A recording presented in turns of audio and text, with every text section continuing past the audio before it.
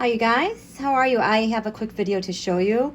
I was working on this full moon chart in DC, but also in Kabul, Afghanistan. I'm probably going to be adding Kabul here on out. What I also did was I had to get a better feel for the background information on our withdrawal from Afghanistan. So if I can just summarize some of these key points for you, you'll see what the past administration did. So back in August 2017, we had about 8,400 troops left in Afghanistan. And around that time, Don Julio delegated an increase of troops in Syria, Iraq, and Afghanistan without support from the White House. Mattis was in full support of this because I think he liked having kind of a surge. But it was a more robust training to help Afghan forces instead of being more robust and going after Pakistan, who aid the Talibis because they wanted to have survival and control of Kabul. Also during that month, this is where it gets kind of disgusting. August 21st, Donald's like, yeah, we're going to have a victory, attack the enemies, obliterate ISIL, crush Al-Qaeda, and prevent the Taliban from taking Afghanistan. So therefore, at the end of August, they increased F-16 fighters, A-10 ground attack aircraft, B-52 bombers. There's a big focus on the air. Oh, I just had Space Force just jump into my mind. So at the end of August, there was actually more than 11,000 troops there in Afghanistan when reportedly they started with 8,400 troops. So then, then the next month, September, Don Julio deploys 3,000 more. So there's over 15,000 troops there in Afghanistan. A year later, October 2019, this is the time of we have stuff going on with Ukraine now. Can you do me a favor, though?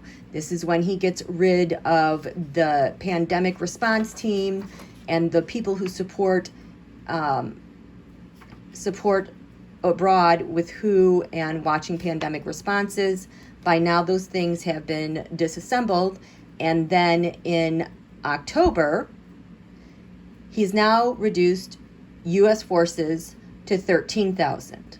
Okay, so there was kind of that surge up to 15,000 a year prior, but now it's kind of dismantling stuff. So then February 2020, now we have the outbreak, the pandemic. Donald and NATO agree to formulate a deal with the Taliban to bring peace to Afghanistan. He just had a surge. The goal was complete withdrawal by May 1st. And February 29th, Don Julio and Pompeo signed an agreement with the Taliban, basically the surrender agreement, to withdraw within 14 months if the Taliban uphold their agreement. But here's the thing. Our inspector generals all along the way were like, they're not upholding their end of the deal and they're attacking places and people. But anyway, they did not include that in our official reports. February 29th, 2020, there's still 13,000 troops there. And then they say they're going to reduce to 5,000 to 8,000 troops in 135 days if the Talibis uphold their agreement.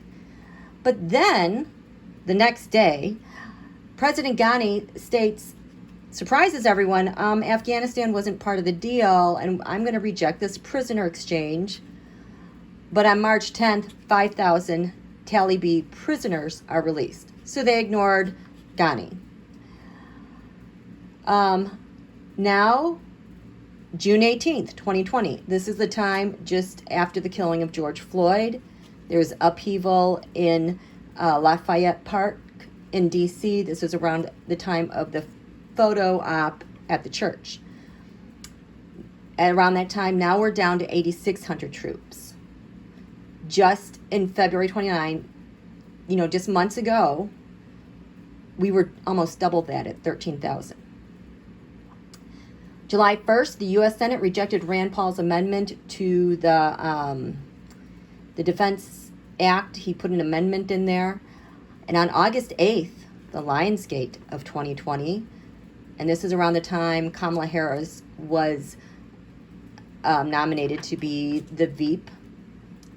On ESPER, Defense DoD ESPER, says we're going to reduce to 5,000 troops by November. So we had this huge surge to 15,000 troops in September 2018, and now August 2020, we are going to reduce to 5,000. And when we did that huge surge, we did a surge with F-16 fighters, A-10 ground attack aircraft, and B-52 bombers. They were focused on the air. What happened to all that infrastructure and all that weaponry? I'll tell you. We also find out now in August of 2020, Iran also offered bounties to the Talibis, this other division, to kill foreign service members, which includes, of course, U.S. forces. On November 17, 2020, Chris Miller announces a further withdrawal by January 15, leaving only 2,500 troops. We've all heard that number, 2,500 troops, but here's the thing. That was for both Iraq and Afghanistan. ISIL is associated with Iraq. So we're actually weaker than we thought we were with just the 2,500. That's across two nations.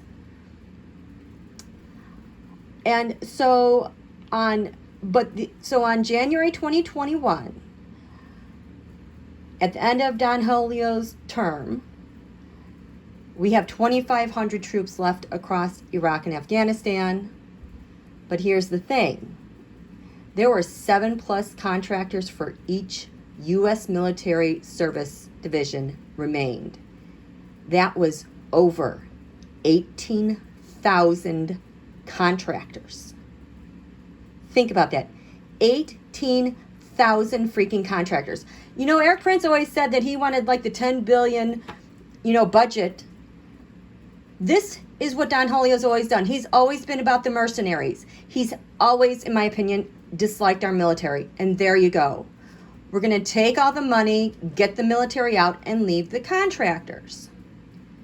So, this terrascope then, over Kabul, has to do with, what about those 18,000 contractors that were left there? Tell me about them.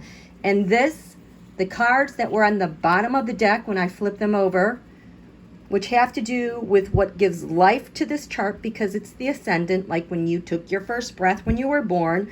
This is what gives life to this chart in Kabul. The full moon over Afghanistan with 18,000 contractors. Finally, we have the Emperor and the Empress. They're finally together. I would always get like the Emperor for Donald at the behest of Putin. I would get the Emperor reversed as a coup. I would get the Empress for a full Russia, full of resources. I would get the Empress reversed for stealing all the resources in Afghanistan.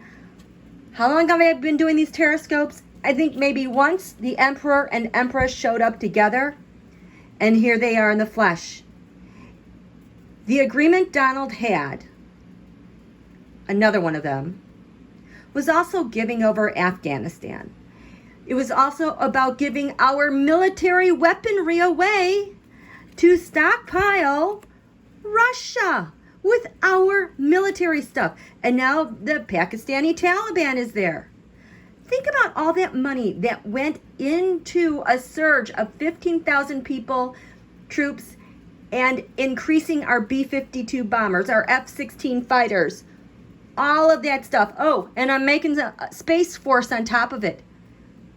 Again, this is the siphoning off of the United States military and resources and defenses, in my humble opinion.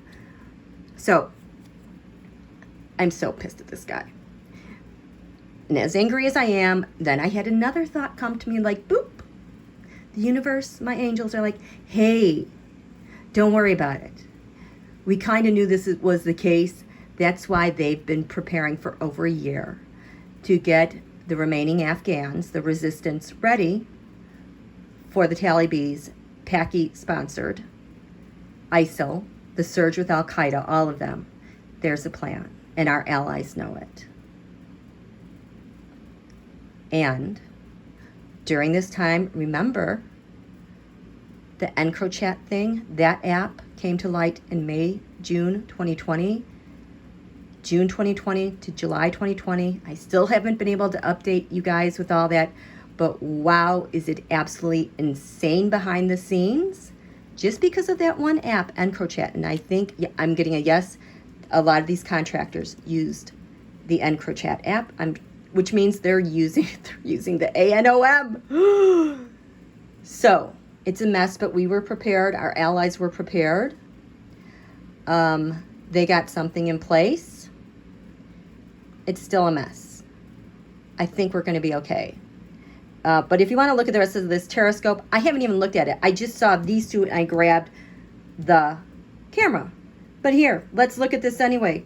Okay, I don't like this, the full moon in Afghanistan, because we've got Pluto, the planet of destruction, or is conjunct the ascendant.